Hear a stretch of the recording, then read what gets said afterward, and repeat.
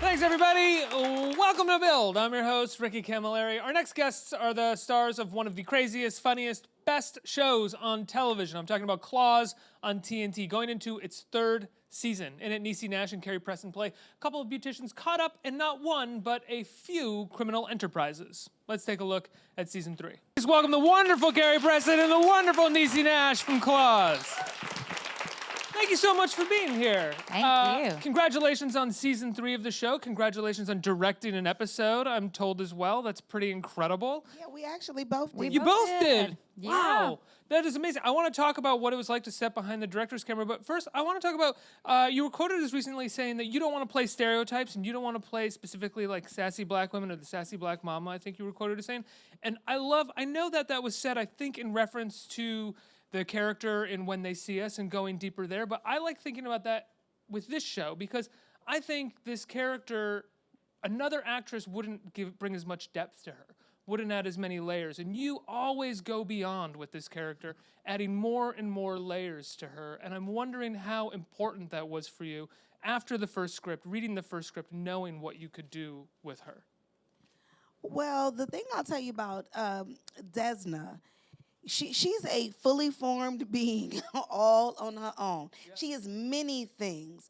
I would not necessarily define her as sassy. And when I was talking about that, not specifically When They See Us either, it was just tonally in my career. I had played one thing for so long, I wanted to taste a different discipline in the business. And so Dee Dee Ortley, who I played on HBO's Getting On, was the start of that. Then came Desna, then came Dolores Wise in When They See Us.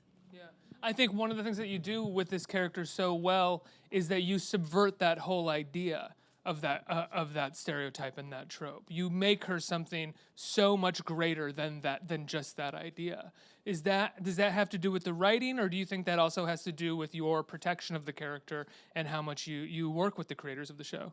I think it's a little bit of both. Desna is indeed, a fun girl, but she's also a mother. She's a lover. She's a friend to the women in the salon. And there is a sisterhood that happens there. And we all have a character and a part that we play.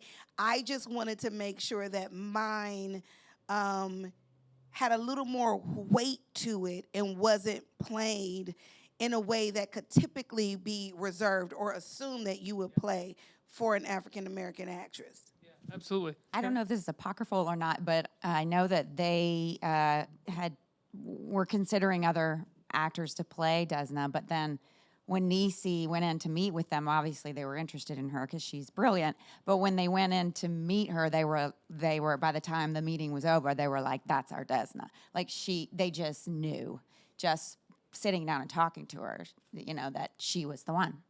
Carrie, you've, from The Good Wife to this, I think you've always played high-strung so beautifully and so well, and your sense of comic timing in a character like that is just like wonderful to behold, I think. Yeah, thank you. What is it like, we find your character right now coming into this season in an institution. She's checked herself in.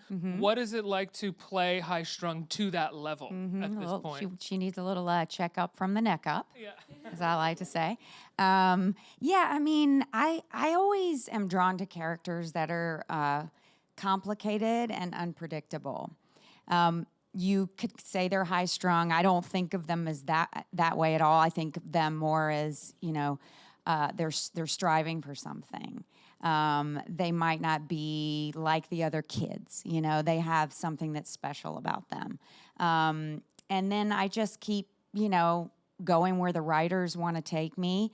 They collaborate with me, and we come up with something that hopefully keeps me excited to play it and the audience excited to watch it because it's so unpredictable. Niecy, you said the word sisterhood, and one of the great parts about this show, one of the great aspects of it is the sisterhood, and that it is about these women leading the charge and supporting each other consistently. They're rarely backstabbing each other. They're rarely trying to hurt each other. They're always trying to figure things out together. What is it like to be a part of a show like that for 3 seasons? Did you think 10 years ago that a show like that would even exist for a group of actresses? Sure. I mean, I think it's more, it leans itself more into the norms than maybe what you would see in reality TV. In your real life, you hang around people you like. I mean, you don't you don't go have dinner with a whole group of women waiting on somebody to throw water in your face. Yeah. You know, you Speak for yourself, Niecy. That's generally Tuesday through Thursday for me. well, not for me in my real life. So Yeah. the relationships that I have on camera with these women leans itself, minus the drug running and money Yes, laundering. of course. But the sisterhood part is what I experience in my real life, you know? And absolutely, did I think we would see a show like this? I love about it is that we're all different ethnicities, different backgrounds, different body types. Let me put these air quotes from heaven. Women of a certain age, but we are unapologetic in who we are and how we love. Yeah, absolutely. Let's talk about the two of you directing for the first time this Let's season. talk about it. How did that happen? How did that come up? I think we both wanted to do it. Yeah. And as soon as the opportunity presented itself, we Yeah. both jumped on it. I've been directing for a long time. I have a production company. I've been making my own projects for 15 years, indie films, web series, shorts, docs, etc. And so I came to them at the beginning of the whole series and said, you know, I want to draw your attention to my work, and I'd love to be considered as a director. But I was sort of led to believe it probably wouldn't happen till down the line, maybe season 4 or 5 or something like that, if we were so lucky. And then when they came to us for season 3, I mean, I was just so thrilled. You know, it was an incredible opportunity. But directing a TV show in its 3rd season is much different, right, than Yes. directing an indie film or a Yeah. documentary. I mean, you bring the same sensibility, and actually it's good training to do indies because you know you have to work with really fast with a short amount of time, and that's what you have to do in television. In television or in films, if you're lucky to be on a great show like we are, the budgets are higher, but there are more people. So you have more resources, but it's a bigger freighter to steer, you know? So it was great, though. I mean, the actors they just brought their A game for me. I know we brought our A game for her, the crew. They wanted us to succeed, which was great, you know. What was it like for you? And forgive me, was this your first time directing a TV show? Without a title, yeah. But She directs every day. but I realized that I was born to tell people what to do. I love it. I can see that. She was great. It's a skill set, and I have it. And I loved leading the charge. I loved being able to love on our crew, who is so incredibly good to us. And because we film in New Orleans, you know, how do you love people in New Orleans? With a second line band. Yeah, you do. Please. Yep. And so it was great to celebrate with them, you know, in that way. I'm the first director in 3 seasons to ever play music between setups. She had a party going, y'all. Well, It was good. It was kind of lit. It was lit. I just wanted to give them a little boost because we had come off a really hard episode where we shot in the swamp all night. It was freezing. Like, we had a lot of challenges. So when I stepped up, I was like, how can I lift the mood a little pinch? Oh, I know, play Stevie Wonder. You know, was kind of the genesis behind it. But it was absolutely great. Yeah. Do you find that both the crew and the other actors on the show get a little more excited when one of their castmates gets behind camera? Because that is someone who is kind of like a regular director of the show, who knows the tone, knows the vibe of the set, and knows all of the performers, and isn't kind of just like a new director coming in for an episode? I don't know that I would say more excited because we work with people who love their job. Yeah, we have a great But I would say that happy for us, yes. Mm-hmm. Enthusiastic about what we may bring, Yeah. yes. Yeah, but I think, you know, I felt like a need to honor them and bring my expertise and skill to it 100 times more maybe than I would have for anything else, because I love them so much. I didn't want to disappoint them, you know. So I worked extra hard to be, you know, profoundly prepared so that they weren't feeling like, oh, it's just an actor coming in and doing this like for their ego or just because they wanted to have that experience. I wanted to show them that I had vision and I was going to, you know, take them to a safe place. Yeah. Yeah. But it's hard to have vision on a set of a TV show Yeah. because you have to sort of put that vision within the confines, or confines is maybe the wrong word, but within the limitations of a show that's already been set and is a smooth operation. Yeah, and you only have, on our show we have 9 days, and you only have a certain amount of time to tell this story, and they write Tell it and be in it. and be in it. Direct it, tell it, Yeah, and be in it. And they write big stories for us. There's a lot yeah. that goes on, so. 9 days typical for a That's TV show? actually more than some dramas. Some Really? only get like 8 or even 7. We get 9, but we need 12. No, we do.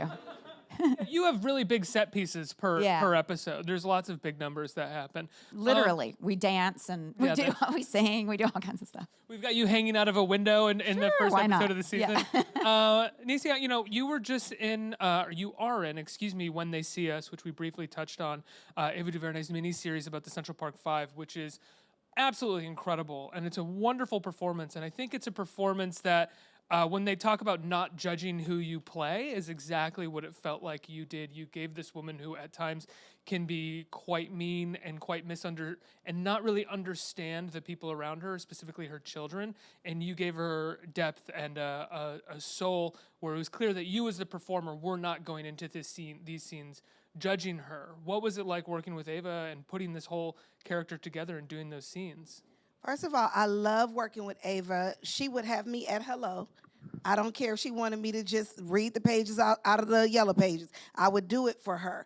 She's that brilliant. And she made sure that we had all the resources we needed. I was actually able to speak with Dolores Wise over the phone for about an hour. And the one thing that I can tell you, my takeaway was from that conversation, was that her pain was so palpable. It was still right at the surface. And I was able to just bake that into that performance. As a mother, a lot of times you may not know what to do. And I think for her, she didn't feel like she could tell her children that she was afraid and vulnerable. So she gave them anger, but it was a mask for what was underneath. And I tried to find all the layers of that. Yeah, absolutely. That's exactly right. I think when you're watching it and you're thinking to yourself, why is she saying this to their children? There is still that sense of pain underneath her, that a lot of that is just coming from her own fear from what's going to happen. For sure. Yeah. We have a question coming in from Twitter. It's, you've played numerous characters over the years. One of my many favorites being the psychic you played on That's So Raven. What would you say has been your favorite character to play so far in your acting career? Favorite character so far? That's hard because it's funny. I was talking about that character just the other day, but In what context? in the fact that when I audition, even to this day, I will dress like the character. And when I auditioned to play that character, I had my head wrapped up, and I had so much fabric on my head, I had to drive leaning back in the car because I couldn't sit straight up for the audition. But favorite so far, man, it's hard to say. But I feel like Rainisha Williams on Reno 911 was very iconic. She was very iconic, and I had never done improv or sketch or any of that, so she taught me a lot. Yeah, does that really feel like not necessarily who you are, but the fact that you were making it all up on the spot a lot of the time, and so much of that was coming from you? Does that character still feel very close to you? Does she feel close to me? Listen, I watched Reno 911 today, and I'm like, I said that? So I don't know. I was flying by the seat of my pants. I will tell anybody who's interested in the arts, that was a testament of fake it till you make it, because I had no idea what I was doing, but you fake it and you trust your gift. You know what I mean? You make them think you know what you're doing, and then you're like, oh, Lord, give it to me quick because I don't know what I'm doing. So it was a double dip in that respect. We have time for a couple questions from the audience. Who has a question? Right here. Hi. Have my notes here. So beautiful. Thanks for the jewels on the ground, by the way, Niecy. You're welcome. Where in the process of the production did you know the show was magic? Talking across Klaus? the boards about Klaus. When I thought Klaus was magic, to be honest with you, when When I we did read the- the first script, the pilot. And when we did the table read. Yes. And it we was sat funny. down. The funny Yeah. thing about our table read was that we showed up to the table read and we all kind of looked like Kind of the were dressed like characters. our characters. It was like we just already fit in the skin. We didn't. I mean, we had met. Niecy and I met on Getting On because I did a guest spot on that, but we didn't know each other that well. I didn't know her. Yeah, no. You know, we had only just seen each other a couple of days or whatever, and I didn't really know anybody else. So we're showing up. You know, the whole network's there. Everybody's there. It's nerve-wracking. And you sit down, and we just started reading that thing. And when we closed the last page, we all looked at each other we're like, this and was is like, it. uh-oh, This is happening. this is going to be something. This is happening. Yeah. You get a sense of that when you watch the show too, that everybody is perfectly cast, and the writers know how to write for you, and Yes. the directors know how to direct the show for everybody. Nothing seems off about But it. also, too, we know these girls. Yeah. Inside and out. So even if the wheels fall off of it in the writing room, they will allow us to lean in and say, hey, here's... we have a good time. We play together, and thankfully they let us do that. They let us, you know. I kind of feel like this would happen, or an improv moment will happen, and then it stays in the show, and it's because that chemistry is not something you can just create out of nothing. It has to just be there, and then you roll with it. Yeah. Next question. My question is actually for both of you. Miss Niecy Nash, I've been following you forever, and my mother had us watching Clean House every day. So for you to first say that, you know, doing Reno 911, which is actually my favorite show. My mother loves Clean House, but I love Reno 911. You're saying that, you know, like the improvisation and stuff like that was something you was praying for, but you were kind of doing it on Clean House too, so it came naturally. But my question for you both was, is there a character that you really just envisioned yourself always playing? I know you in the interview you said that you wanted to be more like dramatic, but they all thought you were being funny, but you really wanted to do dramatic roles. And I've actually got to work on Person of Interest, and also got to work on Good Wife, and I loved your reoccurring role, Miss Carrie. Thank you. So is there a role though outside of what you've already both played that you really just feel like you really want to do or see yourself playing eventually? I guess I don't usually get to do a lot of like action badass stuff, you know, and I just think, I mean, but actually they let Polly do it, but it's for comedic effect, you know. So I would like to do something like that. I don't know if it's a superhero movie or, you know, but something where, you know, before it's too late, where I get to, you know, do just something, you know. You wanna some kick some ass, physical, seriously. kick some ass, Yeah. do some stunts. Yeah, being an unlikely superhero would be fun, but Cool, yeah. I That's what I'm saying. I want to do a buddy comedy with Chrissy Metz. That's what we're trying to make happen. One more. Hey. Hey, So I have a question for both of you. What has playing your characters taught you about yourself? And did your perspective change at all from directing versus just acting the role? Good question. But the first part was, did we learn from, what did we learn? What has your character just taught you about yourself? well, I would say for me, Desna is a person who pours out a lot, and we have that in common. And I think that for her, sometimes she makes decisions about where she's going to get that love back from, just from wherever she can get it, because she's so thirsty for it to lean in. And I think for me, what it showed me was you have to value the relationships that you have. And in the pouring out, you also have to learn when you have to stop and pour into self. And with regards to the directing of it all, I definitely, I don't take it lightly. That was a gift. And I mean, and I still feel like it is. I mean, and it's one thing to direct our show, you know, but like Carrie has already done in her life, I want to go take all of this sauce and spread it around on another set. Do you think in some ways Desna being a boss and being sort of the number one on the call sheet, do you think in some ways Desna has brought out a boss in you as well? Someone who is accepted and is more aware of your leadership role and the way that you can be a leader of a set? I think that the thing about being a leading lady is that you try to move in a way so that people want to follow you. Yeah. You know what I mean? And for me, that means trying to take care. What do you need? Is there a problem? How can I help you? How can I serve? Because I think it's service first, and then everything else comes after that. Okay. Well, with Polly, I mean, I'm so different from her, but she tends to escape who she is, you know, and puts on a persona because she doesn't want to deal with her own pain.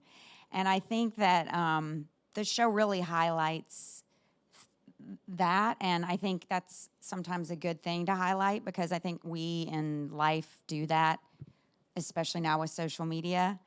We curate ourselves, we make ourselves into something that maybe we're not quite. And so I think it has taught me to, in my own life, maybe be more honest about who I am, about how I want to present myself to the world, about who the real person is. That I try to keep myself open and vulnerable, and I think that Polly's probably helped me learn about that. And then as far as the directing goes, I've always enjoyed doing it. Doing this was the most difficult thing I've ever directed by far, but it was the most rewarding. And it did really, really solidify my desire to keep doing it. Yeah, that it's not over for me. I'm going to keep doing it, and it's really terrifying, but it's actually, you got to be scared to grow. I have to let the two of you go, but I would be remiss to not bring up your incredible nails that you have going on right now. Yeah. They're so cool. I'm curious, when you're going out to do press for a show like this, is the first thing that's on the list is what kind of nails do you want? Of course. To get it? 100%. And in life and in the world, when you go outside, everybody is like, this is what they always say, oh my God, let me see your nails, but don't look at mine. Yeah, that's what they do. Yeah, You're yeah, like, yeah. wait, what? What is your theme you have going on Well, today? this is Polly, polka dots, colors, glitter, Okay, crazy. and I'm actually giving you Wakanda forever because Yeah. this is a Black Panther kind of themed Yeah. situation. But love shout it. out to Morgan Dixon, Mad Nails. She's New Orleans based, and she makes She all keeps of our us nails. together. She keeps us I'm in so claws. happy that you gave her a shout out. Not Yeah. that I know her, but I just think that's so cool that she She's- got that right now. Yeah, we have a whole nail department on our show, and she's at the top. Yeah. Yeah. Klaus season 3 premieres Sunday night, right? Are On y'all gonna be TNT? watching it? Yes, This Sunday. And we've got a huge round of applause for Niecy Nash and Carrie Preston. Let's hear it.